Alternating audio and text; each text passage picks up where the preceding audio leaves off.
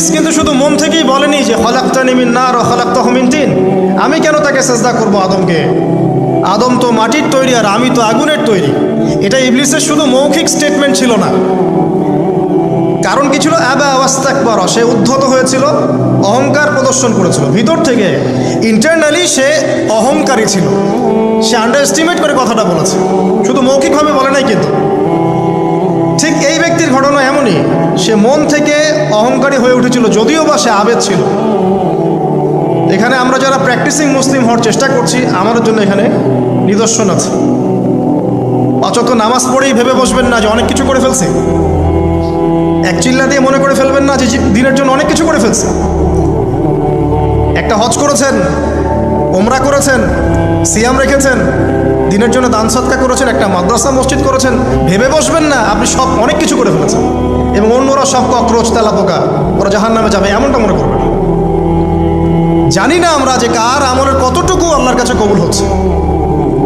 তো এখানে এই ব্যক্তির সমস্যা ছিল এই, সে নিজের আমলটাকে অনেক ভারী মনে করছিল এবং সে স্টেটমেন্ট দিয়ে ফেললো যে তোকে আল্লাহ পাক মাফ করবে না। এই একটা কথা মন থেকে বলার কারণে তার ইহকাল পরকাল দুটা বরবাদ হয়ে গেল, সে জাহান্নামে চলে গেল। ঠিক আরেক ব্যক্তির ঘটনা আছে এমন, এগুলো সবগুলো রেফারেন্স আছে। এক ব্যক্তি প্রচুর ইবাদত করত, আল্লাহ পাক তার ইবাদত করার জন্যে পাহাড়ের চূড়ায় একটা সুন্দর ব্যবস্থাও করে দিয়েছিলেন, সেখানে ডালিম গাছ হতো, ঝর্ণা আসতো, খাবারের কোনো অভাব নাই। হাদিস এসেছে 500 বছর সে ইবাদত করেছে। কত বছর? কিয়ামতের মাঠে এই ব্যক্তির অবস্থা এমন হবে, তাকে জান্নাতে প্রবেশ করানোর জন্য নিয়ে যেতে বলা হবে যাও আমার রহমতে জান্নাতে চলে যাও। আল্লাহ পাক তাকে এই কথাটা বলবেন, কিন্তু এই ব্যক্তি বলবে আমার আমলের কারণে, আমার আমলের কারণে। আল্লাহ পাক বলবেন আমার রহমতে জান্নাতে চলে যাও, ব্যক্তি বলবে আমার আমলের কারণে। আল্লাহ রাব্বুল আলামিন তখন তাকে দেওয়া সমস্ত নেয়ামতগুলোকে এক পাল্লায় করবেন আর তার সমস্ত আমলকে আরেক পাল্লায় করবেন।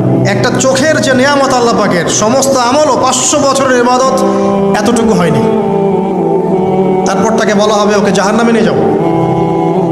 এবার জাহান্নামে যাওয়ার সময় সে বলবে আল্লাহ তোমার রহমতে আমাকে মাফ করে দাও। তখন আল্লাহ পাক তাকে আবার ডেকে নিয়ে আসবেন, বলবেন যে তোমাকে যে আমি ইবাদত করার জায়গা করে দিয়েছিলাম, এটা কি তুমি নিজে করেছো না আমি করেছি? সে বলবে আপনি করেছেন। তোমাকে যে আমি সৃষ্টি করেছিলাম, তখন কি তুমি কোনো আমল করেছিলে? বলবে না। তাহলে তোমাকে যে সৃষ্টি করেছি আমি, এটা কি তোমার আমলের কারণে?